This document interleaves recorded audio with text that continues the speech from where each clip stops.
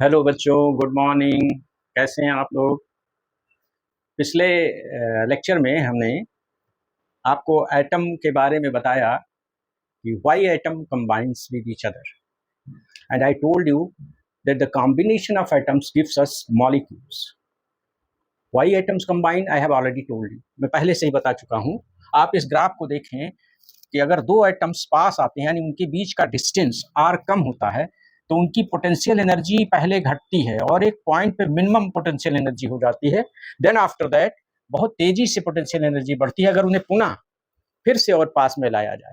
It's mean there is a minimum distance at which the potential energy of two molecules or two atoms are minimum, and at that particular position they combine with each other.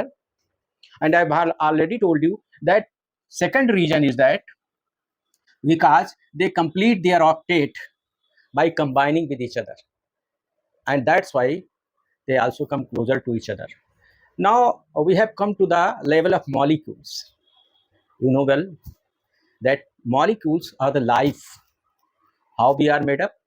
By cells, and cell is what? Cell is a combination of molecules. There are different molecules, and this is specifically organic molecules. Organic molecules are very, very important for our life. Before that, I would like to tell you that these atoms, just like our body composition is basically of oxygen, hydrogen, nitrogen, phosphorus, sodium, calcium, potassium, etc. You know that hydrogen is the lightest element, and after that there is helium. Just like in our sun, hydrogen is converting into helium. आप कल्पना करें उस position की कि हमारी body में इतने molecule, इतने heavy molecule atoms हैं, ऑक्सीजन है, कैल्शियम है, आखिर ये कहाँ पे बना होगा? तो आपको मैं बताना चाहूँगा कि ये मॉलिक्यूल, ये जो एटम्स हैं, इनका निर्माण किसी न किसी स्टार के इनसाइड में बिलियंस ईयर्स में हुआ होगा। अरबों साल लग गए होंगे तब जाकर के ऑक्सीजन बना होगा। जैसे इस समय सूर्य के अंदर क्या हो रहा है? हाइड्रोजन से हीलियम बन रहा है। तो ऐसे ही ये सब बने होंगे, यानी यह पूरा ब्रह्मांड हमको सपोर्ट करा है, तभी हम लोगों की लाइफ संभव हो पाई है, अदरवाइज ये संभव ही नहीं होता। अब देखिए कितना इंटरेस्टिंग है बच्चों कि हमारे गोस्वामी जी तुलसीदास जी ने रामचरितमानस में बहुत ही अच्छी लाइन बोली है कि क्षिति जल पावक गगन समीरा, पंच रचत यही अधम शरीरा। छित मीन पृथ्वी, अर्थ, जल H2O, पावक अग्नि, the process which is going inside our digestive system, energy, that is agni. Pavak, gagan mean akash, space, and samira, vayu, you know, oxygen, vayu. So आप कल्पना करें कि इतने पहले 500 साल पहले हमारे तुलसीदास जी ने इस चीज को कैसे लिख दिया, कितना वैज्ञानिक है हमारी साहित्य। इसको हम आज आपसे डिस्कस करेंगे। बच्चों, क्षिति क्या है? पृथ्वी है। अगर हम देखें कि हमारी बॉडी का कॉम्पोजिशन और पृथ्वी का जो कॉम्पोजिशन है क्रस्ट का, तो किस तरह से मिलता है? देखिए, हमारी बॉडी में अगर ऑक्सीजन 65% है तो अर्थ में 47% है। हमारी बॉडी में कैल्शियम 1.5% है तो अर्थ में 2% है। हमारी बॉडी में सोडियम 0.2% है तो अर्थ में 2% है। हमारी बॉडी में पोटेशियम 0.4% है तो अर्थ में 2% है। इसके अलावा हाइड्रोजन हमारी बॉडी में 9.5, नाइट्रोजन 3.2, पोटेशियम 1.2, और इसी तरह अर्थ में एक तत्व है सिलिकॉन 28%, जो हमारी इलेक्ट्रॉनिक इंडस्ट्री की जान है। जितना भी कंप्यूटर और जितना भी आप लैपटॉप, मोबाइल सब कुछ देख रहे हैं, बिना सिलिकॉन के संभव नहीं है। एल्यूमिनियम 8%, आयरन 5%, ये भी अर्थ में पाए जाते हैं। हमारी बॉडी में कार्बन 18% है, आयरन ट्रेस एलिमेंट्स के रूप में है, cobalt, zinc, iodine and selenium. तो इस तरह से हमारी बॉडी का जितना भी एलिमेंट है वो कहाँ से आ रहा है? That is coming from the earth. तो क्षिति माने पृथ्वी कितनी आवश्यक है हमारे लिए, बिना पृथ्वी के जीवन ही संभव नहीं।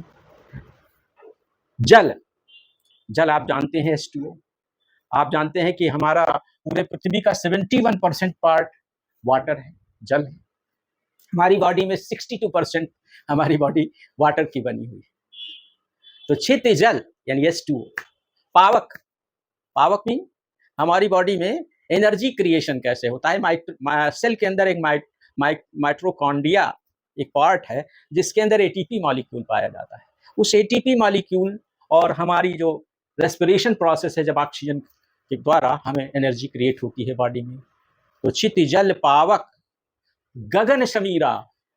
गगन मीन क्या बच्चों, हमने पिछले लेक्चर में आपसे बताया कि जो एटम है उसके बीच में बहुत सी जगह खाली पड़ी है। अगर हमारे एटम हम ये मान लें कि उसका न्यूक्लियस एक टेनिस बॉल के बराबर हो गया, तो हमारे एटम का साइज लगभग, उसका डायमीटर लगभग 3 किलोमीटर होगा। मतलब आप कल्पना करिए कि कितनी जगह खाली पड़ी है हमारी एक एटम के अंदर, और हम billions and billions of atom से बने हैं, तो हमारी बॉडी में कितना ज़्यादा स्पेस है, गगन है। अगर ये गगन ना हो, अंदर भी है बाहर भी है, हर जगह गगन है। इस गगन अगर ना हो तो क्या होगा, कल्पना करो। अगर गगन ना हो यानी ये जो वन न्यूक्लियस है वो दूसरे के करीब आ जाए तो हम क्या हो, तो वो बॉडी क्या बन जाएगी, ब्लैक होल हो जाएगी। And you know black hole क्या चीज़ है, दुनिया का सबसे ज़्यादा अट्रैक्शन वाला ऑब्जेक्ट है इस ब्रह्मांड में। तो क्या हम जीवित रह सकते हैं स्पेस के बगैर, आकाश के बगैर? हम रह ही नहीं सकते। और समीरा, आप जानते हैं कि सबसे ज़्यादा एसेंशियल हमारी बॉडी में क्या है हमारे जीवन के लिए? समीरा मतलब ऑक्सीजन। हम कोई हमारा मुंह नाक बंद कर दे, 2 मिनट में हम बेचैन हो जाएंगे, 5 मिनट में हमारी यही लीला समाप्त हो जाएगी। We will be in a dead position.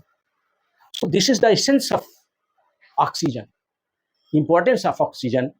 Then after that, water is essential for me. And then after that, food. And food comes from Mother Earth. These elements are provided by the Earth. So we are completely created by our Earth. And sun is the ultimate source of energy. And inside the sun, there is also what is going on? Nuclear fusion. Thermonucleonic reaction is going on, thermonuclear reaction, and that's why we are getting so much energy from the sun. So everywhere you will find that atom and molecules play a very vital role in our life. Without atom and molecule, it would not be possible to survive for any living creature in this planet Earth. So please note down that atoms combine to form molecules. और हमारी जो body के molecules और atoms हैं उनका creation billions years में किसी तारे के अंदर हुआ होगा। अब आप कल्पना करें कि हम केवल कहते हैं हम पृथ्वी पर पैदा हुए, लेकिन इसके पहले कितनी प्रोसेसेस हुई होगी। इसका मतलब ये हुआ, it's mean that the whole universe is just like the component of our body. पूरा ब्रह्मांड मिलकर के बना है। और हमारे वेदों में यही चीख के कहा जा रहा है कि ब्रह्म की सत्ता पूरे ब्रह्मांड में समाई है, तभी हम पैदा हुए हैं। लेकिन तब भी हम अभी मानने को तैयार नहीं हैं। तो बच्चों, आज ये जो एटम पार्ट 3 हमने बताया, इसमें आप देखेंगे कि कितनी सिमिलरिटी है, कितना अध्यात्म भरा पड़ा है और कितना ज्ञान है, कितना एंजॉयमेंट है। इसका एंजॉयमेंट लीजिए और फिर आगे हम लोग पढ़ेंगे कि जो एटम है, एटम के अंदर कितने तरह के फोर्सेस लग रहे हैं जिससे ये बैलेंस्ड कंडीशन में है। तो वो बहुत और भी इंटरेस्टिंग है। You will be surprised that this part is much more interesting. So let us move to this point, next point. After this lecture we will again start at that point. Thank you.